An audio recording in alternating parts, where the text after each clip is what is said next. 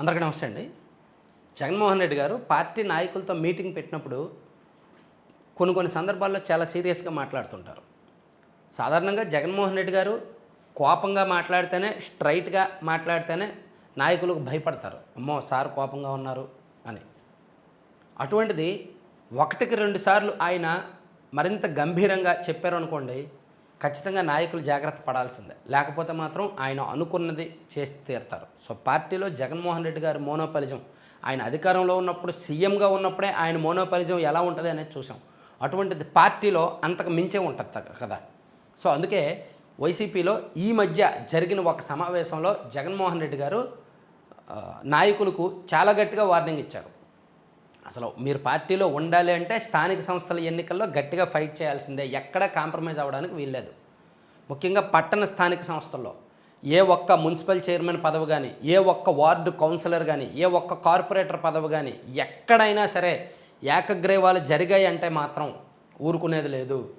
అభ్యర్థులు, మన నాయకులు, మన కార్యకర్తలను మీరు మోటివేట్ చేయండి, కార్యకర్తలకు మీరు అండగా నిలవండి, మీకు నేను అండగా నిలుస్తా, ఫైనాన్షియల్గా కావాలంటే మీరు పెట్టండి, తర్వాత మీకు అవసరం వచ్చినప్పుడు నేను చూసుకుంటా, అంతే తప్ప ఎక్కడా కూడా ప్రభుత్వ బెదిరింపులకో ప్రభుత్వ కేసులకో తలొగ్గి మీరు కాంప్రమైజ్ అవ్వద్దు. అలా కాంప్రమైజ్ అయ్యారంటే ఆ నియోజకవర్గానికి మీరు పనికిరారు, ఇమీడియట్గా నేను మిమ్మల్ని మార్చేస్తాను, మీ ప్లేస్లో కొత్త నాయకుడికి ఇన్ఛార్జ్ పదవి ఇస్తాను, ఎమ్మెల్యే సీట్ ఇస్తాను.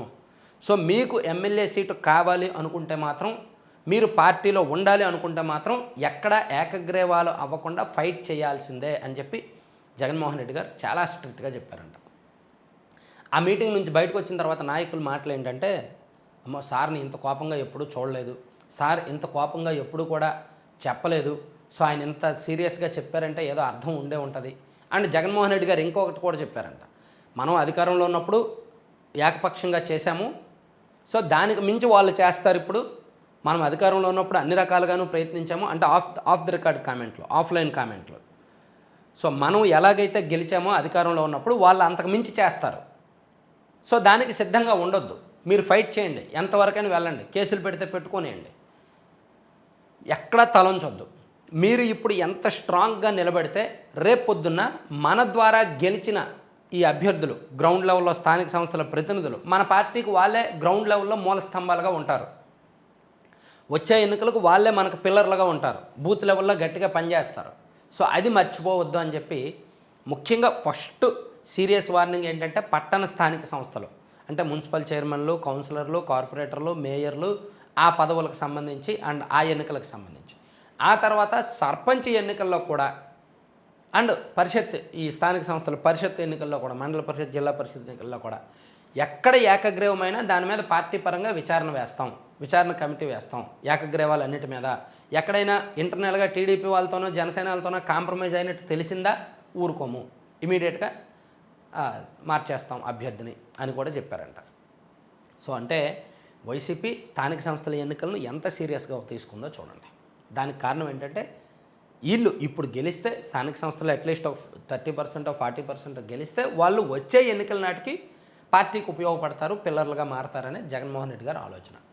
అయితే కూటమి వాళ్ళు కూడా అంతకన్నా సీరియస్గానే ఉన్నారు. ఎందుకంటే వైసీపీ అధికారంలో ఉన్నప్పుడు 2020-21లో జరిగిన స్థానిక సంస్థల ఎన్నికల్లో టీడీపీ వాళ్ళ చేత జనసేన వాళ్ళని కనీసం నామినేషన్లు కూడా వేయనివ్వలేదు. కిడ్నాపులు చేశారు, బెదిరించారు, కేసులు పెట్టారు, కొట్టారు, మామూలు ఆర్థిక మూలాల మీద దెబ్బ కొట్టారు, చాలా అరాచకాలు చేశారనమాట. కాబట్టి ఇప్పుడు అదే రీతిలో చెప్పడానికి వ్యవస్థలను వాడుకోవడానికి కూటమి వాళ్ళు కూడా సిద్ధంగానే ఉన్నారు, ప్రిపేర్ అయ్యి ఉన్నారు. మరి వాళ్ళే అంత చేస్తే వీళ్ళు అంతకు మించే చేస్తారు కదా. సో అందుకే స్థానిక సంస్థల ఎన్నికలు చాలా గట్టిగానే జరగబోతున్నాయి. అయితే వీటన్నింటికీ మించి ఒక ట్విస్ట్ ఏంటంటే, సామాన్య నాయకుల్లో, వైసీపీ నాయకుల్లో చర్చ ఏంటంటే, డబ్బులు లేవు, డబ్బులు పెట్టలేము, ఎక్కువ ఖర్చు అవుద్ది, ఒక్కొక్క మున్సిపాలిటీలో అయినా లేదా ఒక నగరపాలక సంస్థలో అయినా ఏ కార్పొరేటర్ కోసమో లేదంటే కౌన్సిలర్కో పోటీ చేస్తే కనీసం 30 నుంచి 50 లక్షలు ఖర్చు పెట్టాలి. ఈవెన్ సర్పంచ్లో అయినా సరే మినిమం 25 నుంచి 40 లక్షలు ఖర్చు పెట్టాలి. అదే మేజర్ పంచాయతీలు అయితే ₹1,00,00,000 ఖర్చు పెట్టాల్సి రావచ్చు కొన్ని చోట్ల. సో ఈ డబ్బు అంతా ఎక్కడి నుంచి తీసుకొస్తాం? పార్టీ ఏమో ఇవ్వట్లేదు, జగన్మోహన్ రెడ్డి గారు తర్వాత ఇస్తామంటున్నారు, మీరు ఇప్పుడు పెట్టండి తర్వాత నేను ఇస్తాను అంటున్నారు. ఎన్నికల టైంలో సర్దుబాటు చేయడమో, తర్వాత అధికారంలోకి వచ్చాక సర్దుబాటు చేయడమో చేస్తాను అంటున్నారు. మరి వీళ్ళేమో పెట్టడానికి అంత ఇంట్రెస్ట్ చూపించట్లా. సో అది వైసీపీలో స్థానిక ఎన్నికల మీద ప్రిపరేషన్ అనమాట. చాలా ఆసక్తికరంగానే ఉంది.